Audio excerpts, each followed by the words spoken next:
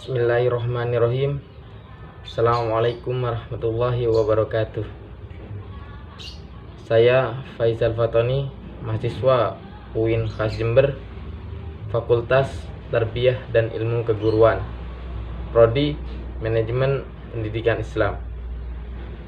Alhamdulillah, pada kesempatan kali ini saya akan mempresentasikan tentang reposisi struktur humas pada organisasi perguruan tinggi. Baik, poin pertama, latar belakang humas, hubungan masyarakat. Humas merupakan salah satu komponen dalam manajemen yang diperlukan oleh setiap organisasi, termasuk perguruan tinggi.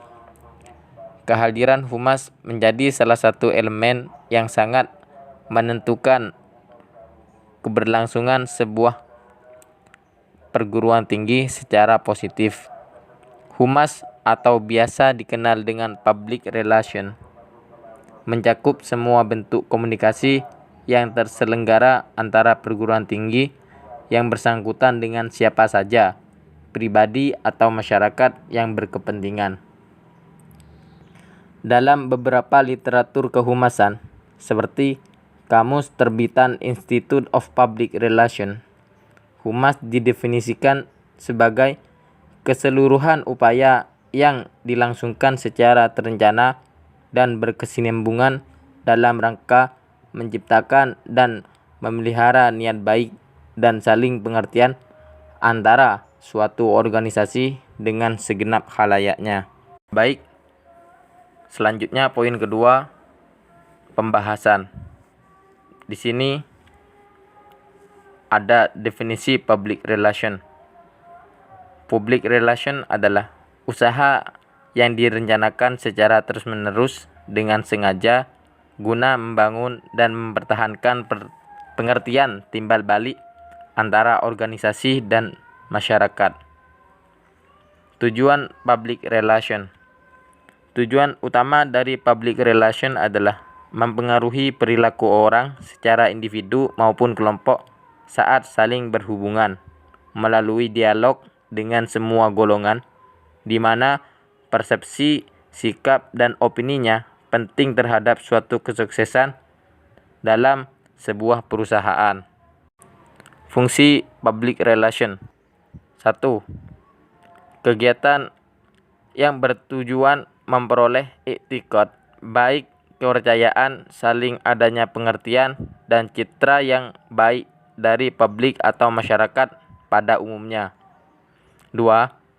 Memiliki sasaran untuk menciptakan opini publik yang bisa diterima dan menguntungkan semua pihak. 3. Usaha menciptakan hubungan yang harmonis antara organisasi atau perusahaan dengan publiknya, sekaligus menciptakan opini publik sebagai efeknya yang sangat berguna sebagai input bagi organisasi atau perusahaan yang bersangkutan. Next, pada poin ketiga, peran dan fungsi public relation dalam organisasi pendidikan. Humas atau public relation sebagai alat manajemen modern, maka secara struktural merupakan bagian integral dari suatu kelembagaan organisasi. Artinya, public relation bukanlah merupakan fungsi terpisah dari fungsi kelembagaan atau organisasi tersebut.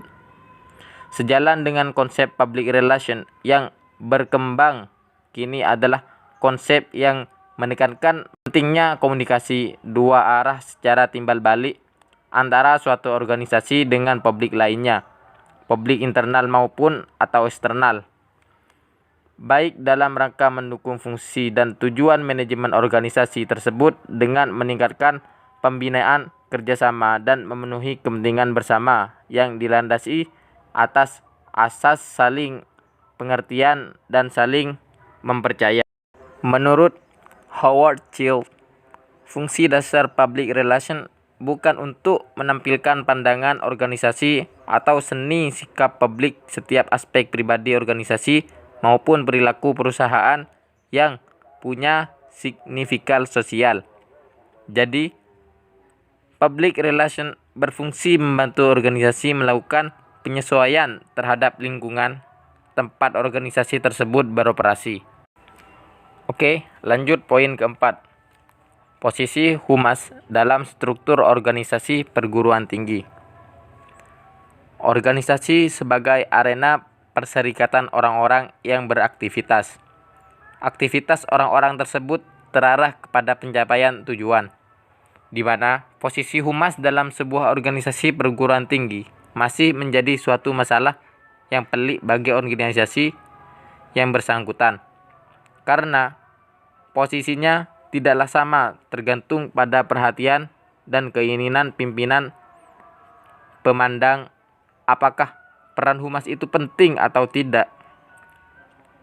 Pengorganisasian dapat diartikan penetapan dan penentuan pekerjaan-pekerjaan yang harus dilakukan, pengelompokan tugas-tugas, dan membagi-bagikan pekerjaan pada setiap anggota. Penetapan departemen-departemen serta penentuan hubungan-hubungan. Asumsi inilah yang membedakan kedudukan dan strategi yang digunakan dalam setiap organisasi perguruan tinggi. Dalam hal ini dengan alasan 1. Posisi humas ditentukan aturan yang dibuat suatu lembaga. Artinya, ada aturan yang telah dibuat suatu perguruan tinggi yang meletakkan kedudukan pada struktur yang telah diatur dalam aturan yang tertulis, seperti pada organisasi tata kerja dan status universitas. 2. Ditentukan karakteristik khas atau ciri-ciri khas kehumasan masing-masing lembaga perguruan tinggi. Faktor ketiga ini sangat ditentukan oleh kredibilitas, kapabilitas, akuntabilitas, dan profesionalitas pihak humas dalam suatu organisasi perguruan tinggi. 3. Ditentukan nilai atau arti pentingnya fungsi humas bagi pihak pimpinan manajemen terhadap nilai signifikasi humas. Ditentukan pula pada apa dan bagaimana kedudukan dan strategi humas itu dijalankan dalam suatu organisasi perguruan tinggi. 4. Ditentukan ukuran organisasi perguruan tinggi. Artinya, besar atau kecilnya suatu perguruan tinggi akan menentukan kedudukan dan strategi humas yang akan digunakan oleh suatu organisasi. Poin ke-6. Manajemen public relation dalam pengelolaan perguruan tinggi. Humas adalah bagian dari manajemen organisasi. Keberadaannya harus menjadi perhitungan pimpinan perguruan tinggi. Tidak bisa dipandang sebelah mata. Idealnya, posisi humas dalam suatu struktur organisasi adalah memiliki divisi sendiri yang terpisah.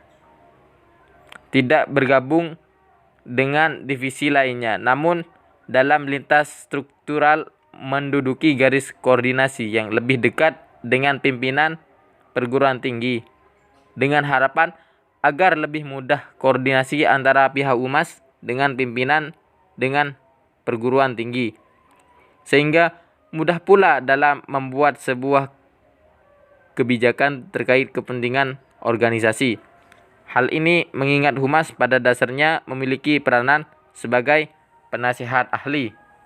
Dalam hal ini, public relation dianggap memiliki kemampuan oleh pihak manajemen, sehingga pihak manajemen cukup bersifat pasif sehingga menerima apa yang direkomendasikan oleh public relation. Poin ke-6. Humas dalam pengembangan perguruan tinggi. Media humas di perguruan tinggi. Dalam praktiknya, media humas ada dua, yaitu media humas eksternal dan media humas internal. Otonomi perguruan tinggi. Pimpinan perguruan tinggi di mana kini dan mendatang dituntut bukan hanya ahli dalam ilmu pengetahuan yang ditekuninya, tetapi Seorang manajer yang handal dalam mengelola organisasinya dan mendalami konsep serta memahami hubungan dengan masyarakat.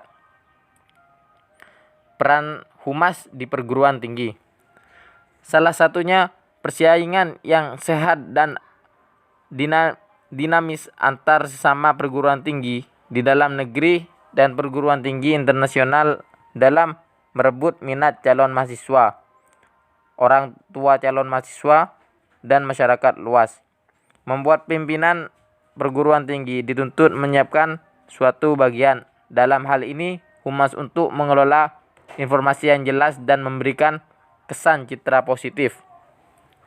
Konsep dasar humas di perguruan tinggi. Humas, hubungan masyarakat, merupakan salah satu komponen dalam manajemen yang diperlukan oleh setiap organisasi termasuk perguruan tinggi. Kehadiran humas menjadi salah satu elemen yang sangat menentukan keberlangsungan sebuah perguruan tinggi secara positif. Fungsi humas di perguruan tinggi.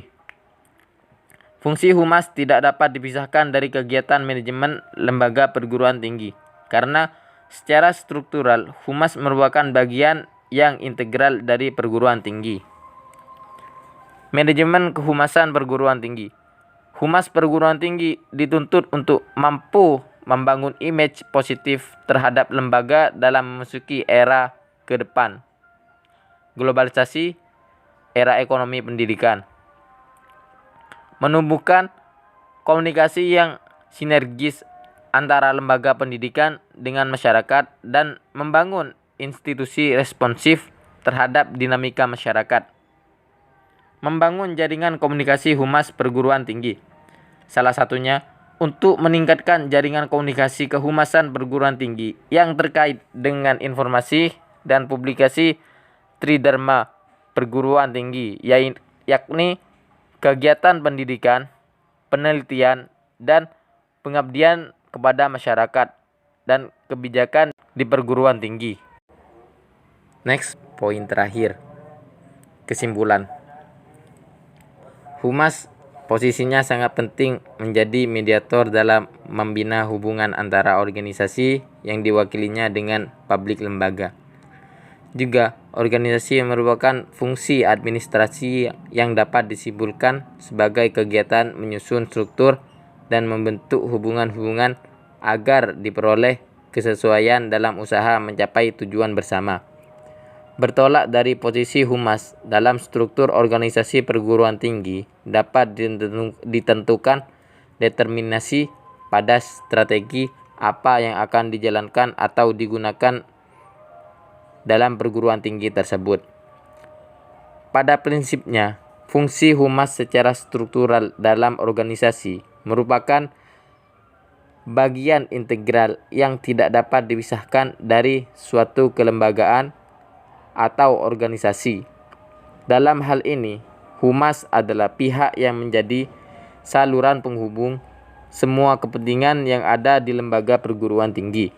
Perguruan tinggi perlu menjaga citranya melalui manajemen yang transparan, kualitas belajar mengajar yang baik, pelayanan yang berkesinambungan sehingga menghasilkan sebuah gambaran pendidikan yang utuh. Komunitas yang rentan dihadapi oleh perguruan tinggi adalah mahasiswa dan pemerintah. Mungkin hanya itu yang dapat saya sampaikan. Kurang lebihnya mohon maaf. Khud masofa za makazar. Unzur makolah wala tandur mangkolah. Wabillahi taufiq wal hidayah wal ridha wal inayah. Wassalamualaikum warahmatullahi wabarakatuh.